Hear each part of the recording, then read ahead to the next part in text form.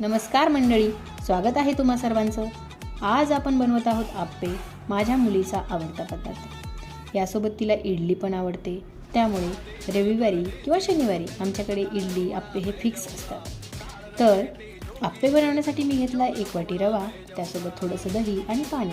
रवा भिजत घातला होता थोडा वेळ आणि रवा भिजल्यानंतर यामध्ये मी कांदा, टोमॅटो, कोथिंबीर आणि चवीनुसार मीठ घातलं आहे।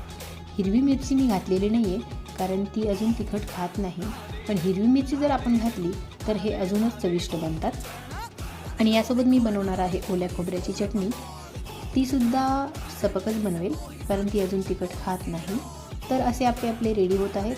तेलसुद्धा मी अगदी कमी वापरलेलं आहे, कारण मुलांसाठी हे एक हेल्दी ऑप्शन आहे आणि अगदी कमी वेळामध्ये आपण हे बनवू शकतो। तर असे आपले रेडी होत आहेत बघा। आप्पे रेडी झाले आहेत, त्यासोबत चटणीसुद्धा रेडी झाली आहे आणि आता मी हे देणार आहे माझ्या मुलीला टेस्ट करायला। तोपर्यंत तुम्ही माझ्या चॅनलला सबस्क्राईब करा, माझ्या व्हिडिओला लाईक करा आणि असाच सपोर्ट मला करत राहा। यासाठी मी तुमचे धन्यवाद करते आणि माझ्या मुलीला हे मी देत आहे टेस्ट करायला। तर तुम्हाला आवडले तर तुम्ही पण नक्की ट्राय करा। बाय।